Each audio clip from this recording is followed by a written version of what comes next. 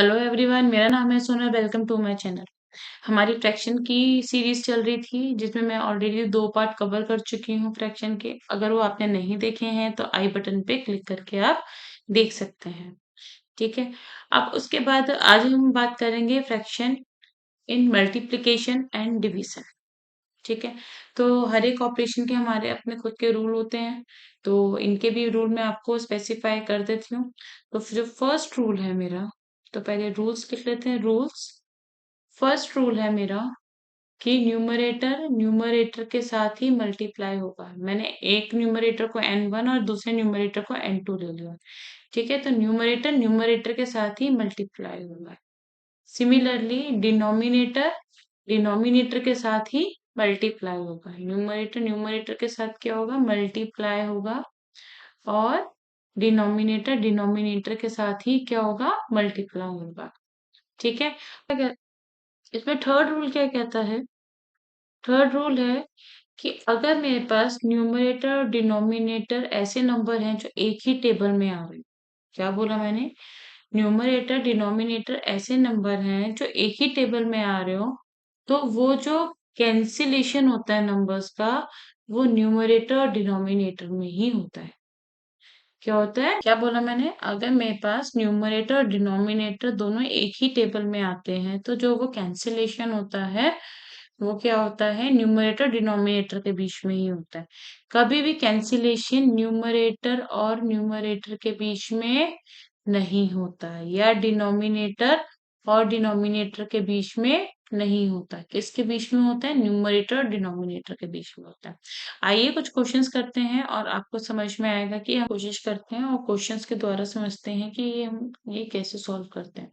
तो first question है मेरा 4/5 इंटू 35/60। ठीक है। अब हमारे पास क्या था? जो न्यूमरेटर न्यूमरेटर से मल्टीप्लाई होता है, डिनोमिनेटर डिनोमिनेटर से मल्टीप्लाई होता है, और अगर हमें कैंसिल करने हो नंबर तो न्यूमरेटर और डिनोमिनेटर के बीच में होता है। तो with the help of commutative property हम क्या करते हैं? इन फ्रैक्शंस को थोड़ा सा अरेंज करते हैं। ठीक है। हम ऐसे कर सकते हैं कि हम किसी भी ऑर्डर में लिखें तो जो हमारा मल्टीप्लिकेशन होता है वो, अगर हम ऑर्डर कोई भी रखें तो मल्टीप्लिकेशन में कोई भी चेंज नहीं होता है। आ- आपने पढ़ा है कि अगर हम ऑर्डर चेंज करें तो मल्टीप्लिकेशन में कोई चेंज नहीं होता। तो मैंने क्या किया? इसका ऑर्डर चेंज कर दिया। जो जिस नंबर से डिवाइड हो रहा था, कैंसिल हो रहा था, उसको मैंने उसके नीचे लिख दिया। अब आप देख पा रहे हो कि 5 की टेबल में 35 आता है और 5 आता है, तो 5 वन सा 5, 5 7 सा 35। ऐसे ही 4 की टेबल में 16 आता है, 4 वन सा 4 एंड 4 4 सा 16। तो अब हमारे पास क्या हो गया? 7 इंटू 1 एंड 1 इंटू 4।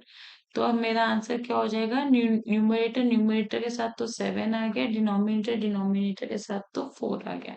अगर आप देखें अब ये फर्दर डिवाइड नहीं हो रहा है, तो ये मेरा क्या आ गया है? यहाँ पे फाइनल आंसर आ गया। एक क्वेश्चन और देख लेते हैं।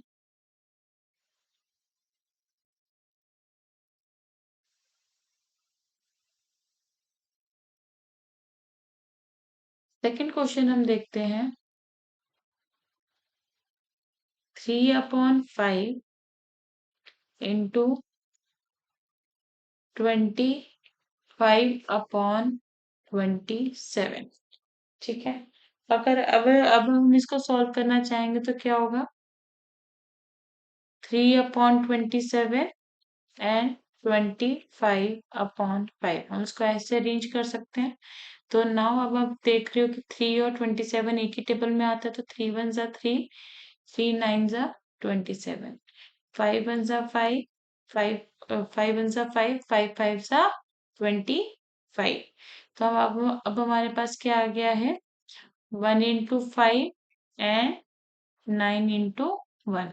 तो आप हमारे पास आंसर आ गया 5/।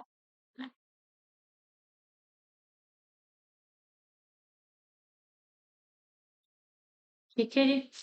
अब मैं इसमें एक ही चीज कहना चाहूंगी, जब हम कैंसिल करते हैं नंबर्स को, क्या करते हैं, जब हम कैंसिल करते हैं नंबर को, तो हम इसी ही फॉर्मेट में कैंसिल कर दें, हम तभी फॉर्मेट में कैंसिल करते हैं, वरना क्या हो जाएगा, अगर हम मल्टीप्लाई करने के बाद इसको फिर कैंसिल करेंगे या डिवाइड करेंगे, तो हमारा क्या हो जाएगा, कॉम्प्लेक्सिटी बढ़ जाएगी और हमारे आंसर्स गलत होने के चांसेस बहुत बढ़ जाते हैं। जैसे एक और एग्जांपल लेते हैं।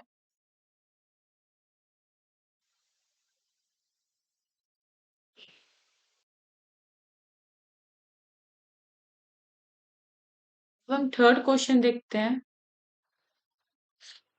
34/16 into 17 and 8/17, right, 18/17। So now you can see that कि अगर हम इनको सीधा मल्टीप्लाई करके फिर डिवाइड करें, तो हमारे लिए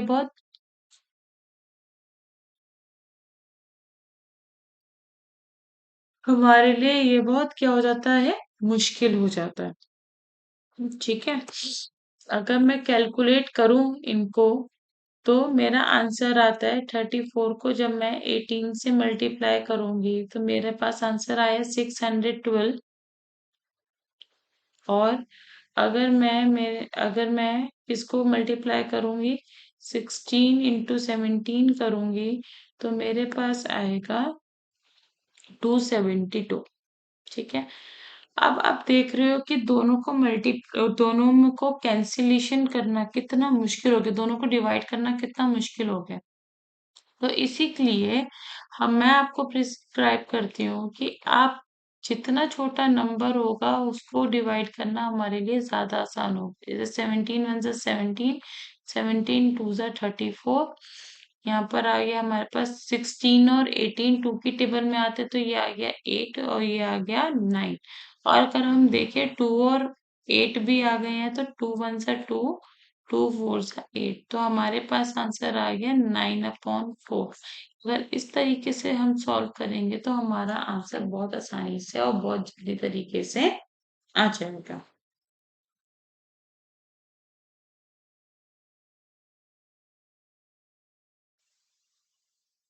अब हम बात करते हैं और क्वेश्चंस की।